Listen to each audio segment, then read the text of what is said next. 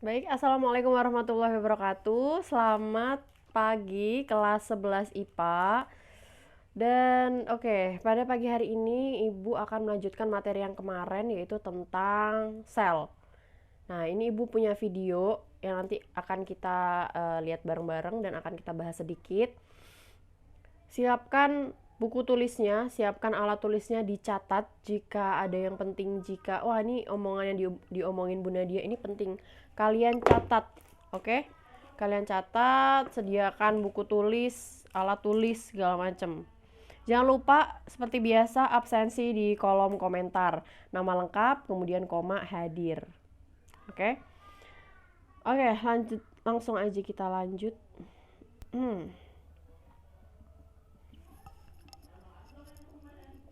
Struktur dari sel, ya kan? Yang kemarin Ibu bilang nih bahwa unit terkecil dari makhluk hidup adalah sel. Makhluk hidup tersusun atas sel. Paling kecil, bagian paling kecil dari makhluk hidup adalah sel. Sel yang paling luar adalah membran sel, ya kan? Kemudian di dalamnya ada sitoplasma atau cairan di dalam sel. Kemudian yang paling dalam ada DNA. Ini adalah materi genetik. Semua makhluk hidup punya materi genetik. Ada dua jenis sel. Yang pertama adalah sel eukariotik, yang mana dia itu punya organelnya banyak banget, punya nukleus atau membran inti. Sedangkan, nah sel eukariotik ini dia itu terdapat pada tumbuhan dan hewan, pada makhluk yang besar-besar yang bisa dilihat oleh mata secara langsung. Sedangkan yang prokaryotik, dia DNA-nya melayang-layang, dia nggak punya membran inti, nggak punya nukleus. Jadi DNA sama RNA-nya itu dia ya udah nyebar aja gitu di dalam sel, nggak ada pembungkusnya. Biasanya terdapat di bakteri. Apa itu organel? Ya kan kemarin kita udah belajar banyak banget tentang organel. Di dalam sel itu ada banyak banget organel. Dan paling banyak organel dimiliki oleh sel eukariotik. Tuh kalian bisa lihat di dalam sel itu ada banyak banget organel tuh kecil-kecil. Dari mulai yang paling dalam ini adalah DNA. Kayak DNA atau RNA, deoksiribosonukleat asid, materi genetik, ya kan, yang menentukan sifat kita. Nanti DNA akan terpilih membentuk yang namanya kromatin. Nanti kromatin akan terpilih itu apa sih? Menyusut membentuk kromosom ketika akan membelah. Nih, di dalam inti ada inti lagi namanya nukleolus. Jadi urutannya tuh sel, kemudian setelah sel itu ada sitoplasma, terus ada nukleus atau membran inti. Di dalam nukleus ada nukleolus. Nah, mereka ini mengeluarkan ribosom tuh. Yang kuning-kuning itu adalah ribosom. Yang kayak labirin, yang kayak labirin ini yang warna pink itu adalah retikulum endoplasma. RE singkatannya. Dia adalah retikulum endoplasma. Ini sitoplasma yaitu cairan di dalam sel.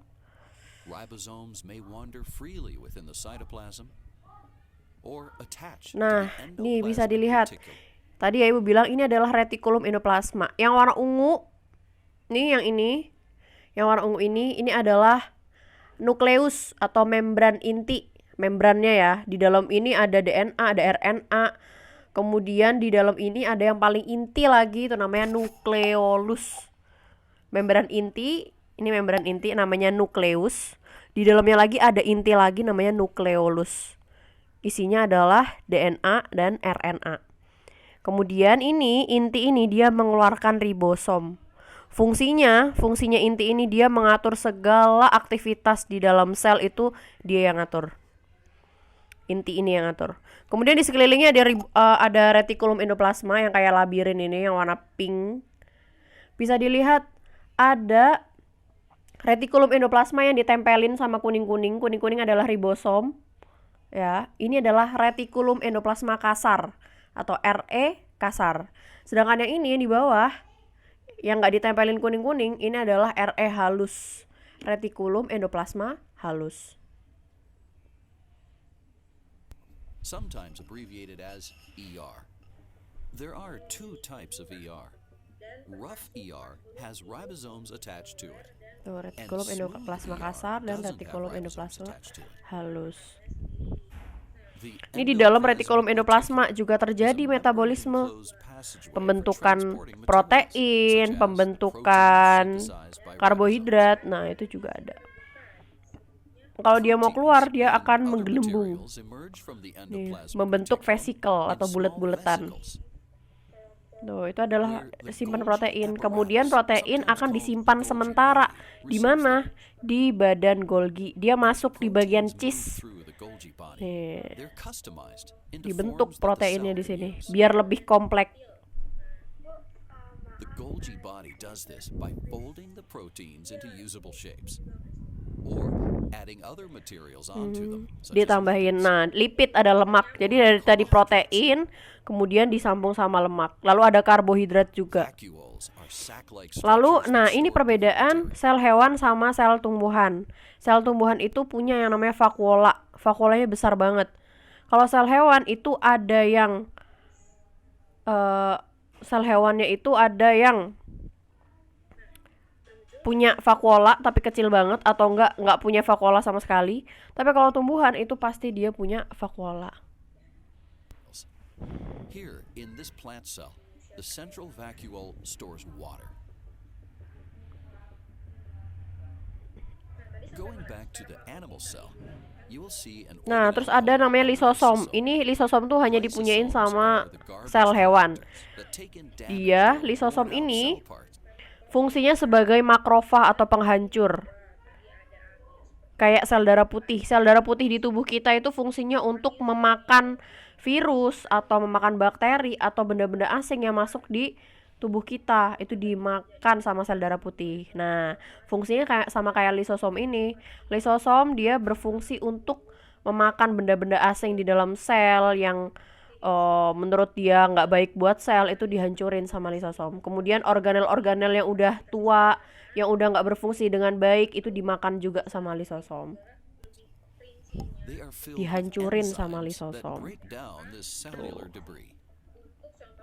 Lalu ada juga yang namanya mitokondria, ya kan? Bentuknya kayak roti, aduh enak banget. Bentuknya kayak roti. Nah, di sini kalian kalau nafas, bernafas buat apa sih? Kan gitu. Nafas tuh buat apa sih? Kita tuh butuh oksigen buat apa? Kita butuh oksigen buat jadiin energi. Kan kita makan nih, kita makan sesuatu, misalnya makan nasi. Nasi akan menjadi energi ketika dia dibakar sama oksigen. Karbohidrat masuk nih, nasi masuk, kemudian oksigen itu membakar nasi itu. Dibakar dijadiin energi. Berupa apa? ATP namanya. Nama energi yang di tubuh kita itu namanya ATP. Diubahnya di mana? Dibakarnya di mana? Ya di sini nih, di mitokondria. Jadi ujungnya, akhirnya kita bernafas tuh bukan di paru-paru alveolus tuh bukan, tapi ini di mitokondria. Pembakaran karbohidrat oleh oksigen itu terjadi di sini, di mitokondria. Makanya dia disebut respirasi seluler. Tuh, yang kuning-kuning itu adalah ATP yang dihasilkan atau energi yang dihasilkan karena habis pembakaran itu tadi.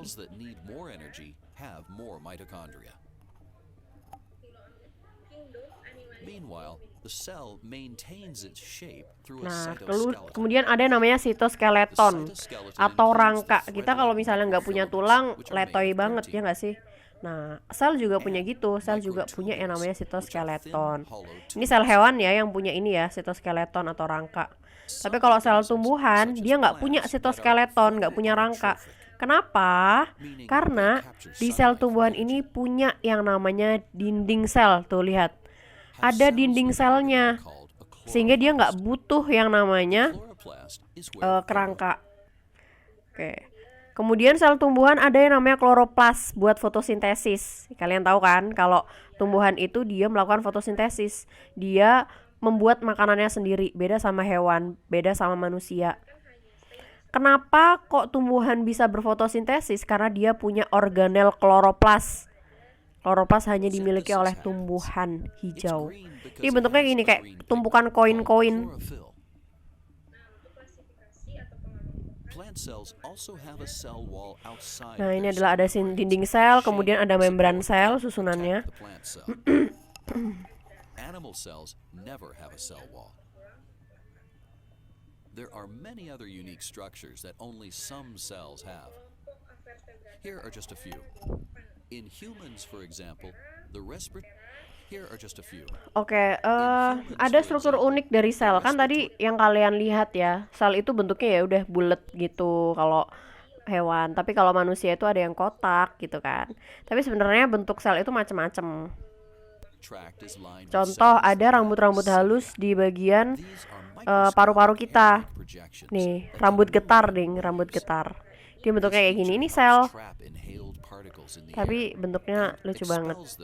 Bentuknya kayak rambut gitu.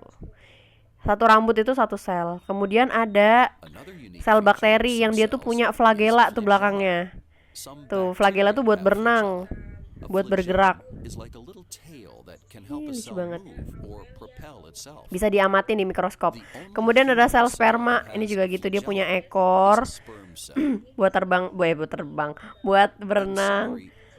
Oke, sekian dulu videonya. Kita lanjut yang kemarin, bahas tentang transport membran.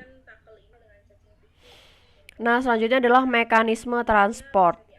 Kita kalau misalnya lihat sel, ya kan, sel itu pasti ada benda-benda yang keluar masuk sel. Ada benda misalnya protein atau karbohidrat atau vitamin atau mineral, dia masuk ke dalam sel. Atau protein itu keluar ke sel, pokoknya keluar masuk lah, melewati membran yang paling luar. Ada membran yang bekerja secara aktif, ada yang secara pasif. Oke, sekarang kita mau bahas yang transport pasif dulu. Yang pertama adalah difusi.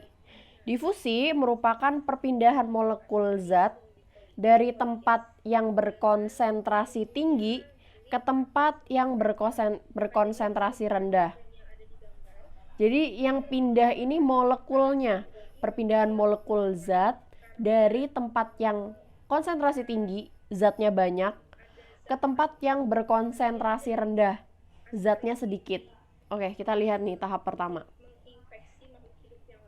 Nih, yang atas adalah di luar sel, di dalam itu di dalam sel, yang di bawah itu di dalam sel. Ini adalah membran sel pembatas. Ada suatu keadaan yang mana di luar selnya ini banyak nih molekul-molekulnya. Kita ibaratkan ini apa ya? Kita ibaratkan ini protein lah. Contohnya ini protein atau garam. Pokoknya ini ada zat di sini nih. Banyak banget di luar sel. Sedangkan di dalam selnya dia nggak ada, bahkan cuma sedikit mungkin. Banyakan yang di luar. Akhirnya terjadi difusi. Nih, perpindahan difusi. Jadi biar imbang antara di luar sama di dalam, molekulnya masuk ke dalam sel.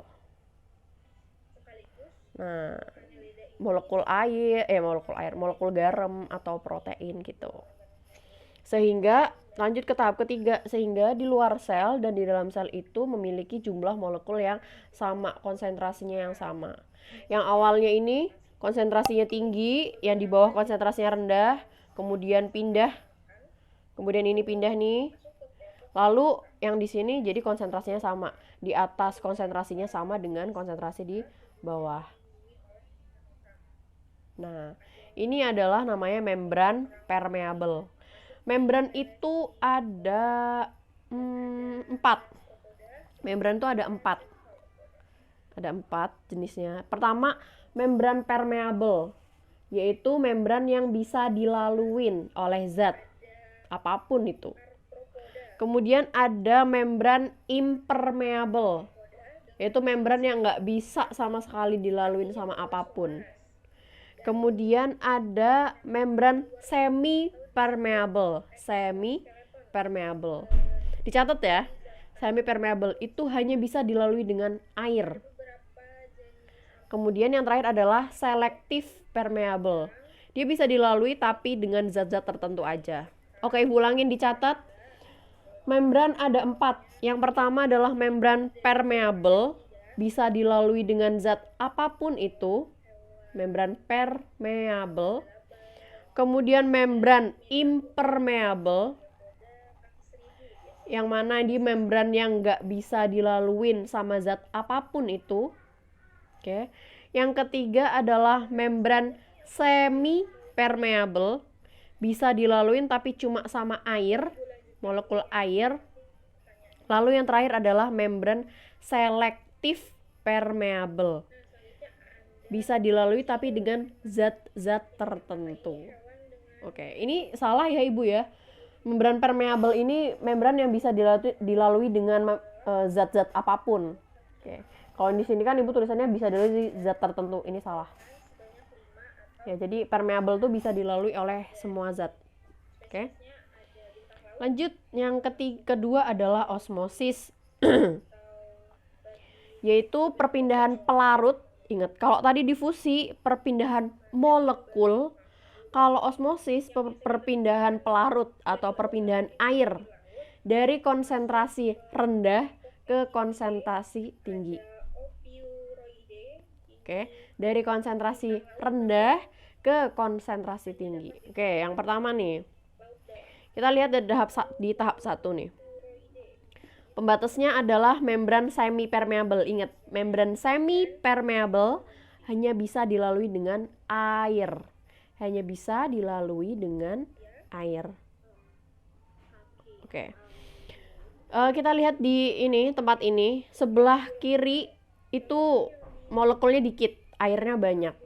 Sebelah kanan molekulnya banyak. Oke, airnya sama nih ya. Tapi sebelah kanan molekulnya lebih banyak daripada sebelah kiri. Akhirnya terjadilah perpindahan air. Air yang di sebelah kiri karena molekulnya dikit, dia pindah ke sebelah kanan. Sehingga konsentrasinya bisa stabil. Gitu. Jadi yang pindah airnya, pelarutnya. Kalau difusi yang pindah adalah molekulnya. Kalau osmosis yang pindah adalah airnya atau pelarutnya. Oke. Selanjutnya adalah transport aktif. Transport aktif yaitu perpindahan ion dan molekul melawan suatu gradien konsentrasi dari rendah ke tinggi. Jadi perpindahan molekul sama kayak difusi. Jadi yang berpindah molekulnya. Bedanya kalau transport aktif ini berpindah, molekulnya pindah dari konsentrasi rendah ke konsentrasi tinggi. Dari tempat yang sedikit molekulnya ke tempat yang banyak molekulnya. Jadi melawan gradien. Kalau difusi tadi kan di luar sel banyak nih molekulnya, rame-rame ya kan. Tapi di dalam sel cuma dikit. Jadi luas, longgar gitu. Akhirnya molekulnya dari luar dia masuk ke dalam. Itu adalah difusi. Nah, transport aktif ini melawan gradien. Ada molekul di dalam sel nih. Padahal di dalam sel tuh sedikit molekulnya. Di luar sel banyak banget molekulnya. Udah penuh, udah sumpek. Di dalam sel longgar banget. Tapi molekul yang di dalam sel ini dia pengen keluar sel. Padahal di luar sel udah penuh. Nah, itu caranya gimana? Pakai transport aktif ini. Ada penghubungnya gitu. Harus ada penghubungnya. Dia butuh energi buat melawan itu, buat keluar. Nah, dia tuh butuh energi. Energinya, ingat, energi di dalam tubuh manusia adalah ATP. Adenosin trifosfat. Ingat ya, adenosin trifosfat. Ini bakal sering banget keluar nanti. Energi dalam tubuh manusia itu apa? ATP. Oke, ATP. Oke, kita lanjut ke tahapnya kayak gimana. Nih. Tadi yang Ibu jelasin. Di dalam sel ternyata banyak banget molekulnya. Banyak banget ini. Penuh, dia sumpek, ya nggak sih? Sempit banget. Di luar sel, dia longgar. Karena molekulnya cuma sedikit. Kalau molekulnya cuma sedikit. Tapi udah longgar dan di dalam sumpek. Tapi yang molekul yang di sini dia pengen masuk. Pengen nambahin sumpek lagi nih. Akhirnya dia pengen masuk nih. Sebenarnya kalau pakai difusi nggak bisa.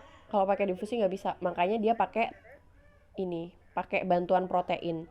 Ini protein ya, protein integral ini, yang buletan ini. Ini adalah protein integral. Pertama, itu molekul masuk ke masuk ke protein integral. Kemudian pakai ATP energi ya kan, pakai energi akhirnya bisa masuk ke dalam. Nih, tahapannya. Dia masuk, molekul yang di luar masuk ke dalam protein integral. Kemudian pakai ATP, lalu ATP-nya berubah jadi ADP dan molekulnya masuk. Bisa dibayangin nggak? Jadi ini misalnya nih ya, di atasnya ibu adalah luar sel. Di bawah sini adalah dalam sel. Ini tengah-tengah ibu adalah membran. Ini adalah protein integral di tengah-tengah.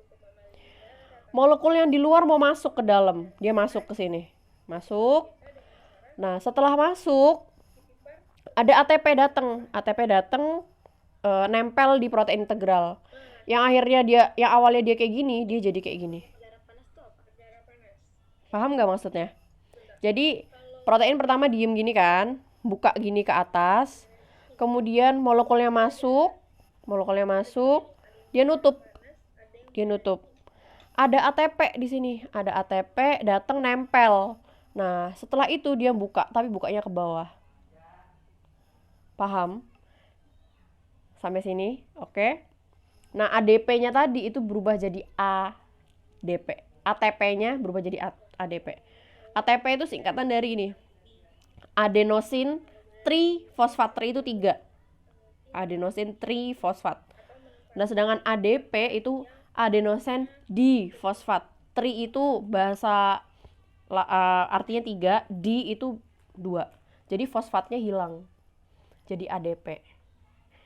Oke, bisa dipahamin? Pokoknya kalau transport aktif, dia itu butuh protein integral. Dia butuh ATP juga. Nggak bisa langsung masuk keluar gitu, nggak bisa. Selanjutnya adalah proses endositosis dan eksositosis. Endositosis adalah masuknya makromolekul atau molekul besar ke dalam sel dengan melekukan membran dan menjadi vesikel. Oke, bentar ya.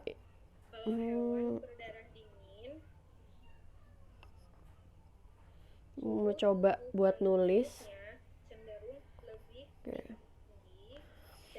Molekul tuh ada yang makro, bisa nggak ya? Oke, molekul ada yang makro. Makromolekul. Molekul. Makromolekul. Ini ibu mau jelasin tentang makromolekul. Makromolekul tuh ada apa aja? Ada 4. Ada karbohidrat. Pertama adalah karbohidrat. Oke, mau tambahin ya, Bu Okta ya. Oke, izin dulu bagi yang bertanya. Jadi Karbohidrat. Mama Terus Maria, protein. Apes itu ada bedanya, ada samanya. Mungkin karena ini Protein, lipid. darah dingin. Jadi gini aja. Ada 3 nih, ada 3. Karbohidrat, protein, dan lipid. Ini adalah makromolekul. Contoh karbohidrat adalah C6, Berarti H12, kalau kepanasan, O6. kedinginan. Ini adalah contoh dari karbohidrat. Dia adalah molekul besar. Tubuh Di screenshot atau di segala macam dicatat. Tapi kalau molekul kecil, mikromolekul ya kan, namanya adalah mikromolekul. darah panas, contohnya adalah Mikromolekul. di luar dingin, di luar panas, Sorry. tubuhnya dapat mempertahankan suhunya. Contohnya siapa? Contohnya manusia. Kamu lagi di winter, lagi di summer, suhu tubuh kamu kalau sehat itu kan sama. Mikromolekul. Contohnya adalah oksigen. Konsepnya gitu ya. Kemudian apalagi ya? Mikromolekul adalah zat besi. Suhu lingkungan luar. Kalau berdarah dingin, Kemudian apalagi? mengikuti Karbon dioksida. Nah, ini adalah mikromolekul. Tapi kalau makromolekul dia lebih kompleks, kayak contohnya tadi C6, H12, O6 kayak gitu. Itu bisa masuk ke dalam sel dengan cara berjemur endositosis dan eksositosis. gitu ya.